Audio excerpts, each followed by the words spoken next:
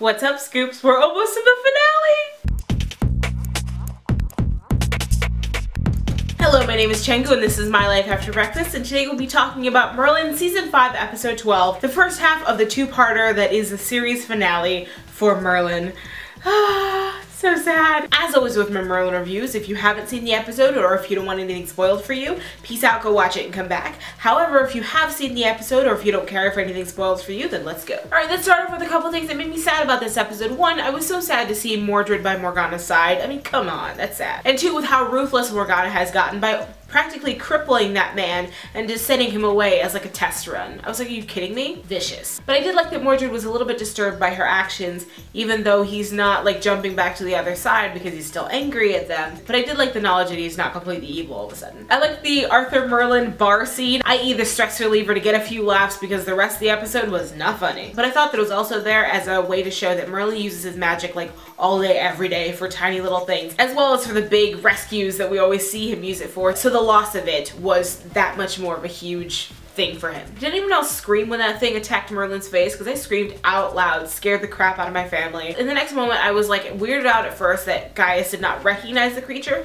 but then I really liked it. Because in the last few episodes, Gaius had not known a whole bunch, meaning that yes, he has magical training and that helped us through the first few seasons, but at this point, what Merlin and Morgana and Mordred are doing is way above his like pay grade, you know what I mean? He doesn't understand the things that are happening, but he's doing his best to be the helper that Merlin needs at a time like this. But I absolutely love the fact that he didn't understand what that was and that we saw Merlin figure it out himself. And now it's just all down to Merlin to put things right. The next thing I want to mention were like the 7 or 8 times when Merlin was just absolutely helpless this episode. Like when he found out he didn't have magic and when those garrison survivors showed up and he had to use his medical ability and was literally doubting everything about who he was and what he could do because the magic wasn't there. Then of course there was when they were fighting the bandits and he had to literally scream for Gwen's protection, which you could tell he like died a little inside. I know when he was yelling at Morgana when she was in the cave with him and having that strength when she was just sort of abstract, but as soon as she actually shows up, the sword is shaking and he's having to fake that strength. I was just like heartbroken for him. The next part of course being when he woke up from when Morgana caused that cave in and him having to realize that he was trapped and attempt to pull all the rocks down and fail, and then that primal scream moment. One, that was so sad to watch. 2, number one thing with video making, music is paramount. Because most people who make videos, directors, editors, do not trust their material to be interesting enough to people without a little bit of music underneath. In fact, you're hearing music right now.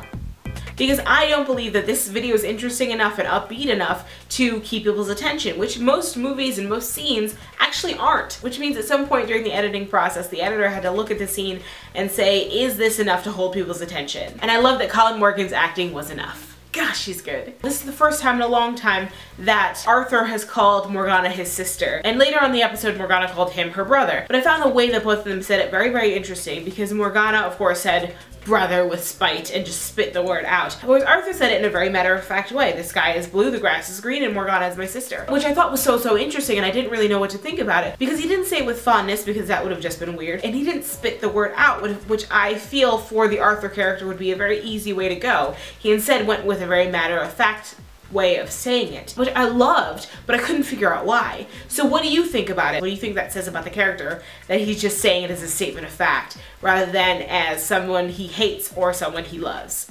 It just is. Or do you think that's the exact reason he said it? But then he could have just said Morgana, so why say my sister? He's a great king with coming up with the plans, as well as trusting his advisors like Guinevere. And Merlin, even though he got it as like, you know, telepathy in his dream. I love that Merlin could do telepathy with Arthur because it's been proven earlier on in the season with the Druid boy that he was not able to do telepathy with a non-magical person, but for some reason he could do it with Arthur. Is it just because of where he was in the Crystal Cave, or is that something that Merlin and Arthur share for some reason? I really hope it's the second one. I love that Merlin chose Gwen to go with him to the Valley of the Fallen Kings, and I absolutely loved their goodbye. Like you could see in Gwen's face that, you know, this might be goodbye forever because he might be going off to die, or whatever Merlin's doing, he may be misguided and he might end up dying from those bandits that he just needed help escaping from.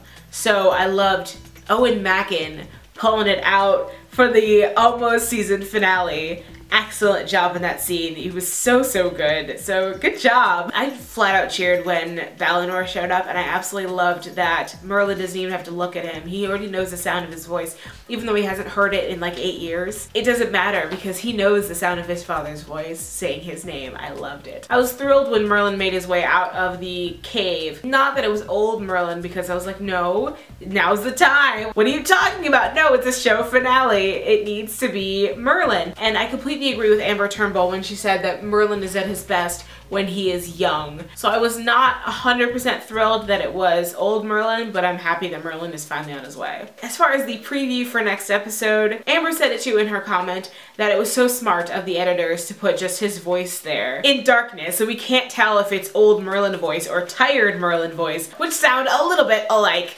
So we'll have to wait till tonight to see, but I really hope that it's tired Merlin and that it's not over a dead Arthur. But I think that it's going to be good, and I'm so excited for it. But how do you feel about it? Tell me about it in the comments below, and let's all strap in for the series finale. So thank you so much for watching. Please make sure you like, favorite, and subscribe. Also, please make sure you check out my new YouTube obsession. Finally, I have a new one, as well as my previous video and my Hipster Chicken video of the week. You guys rock out loud, and I hope you have a great time watching the series finale tonight. I know I will, and I will see you tomorrow with my review to that, and then we can watch Doctor Who. It's gonna be a great day. Merry Christmas to those of you who celebrate. Otherwise, Happy Hanukkah or Happy Kwanzaa. You guys rock out loud no matter what. Or if you don't celebrate any of them, I hope you have a really great night. See you tomorrow. Bye, guys.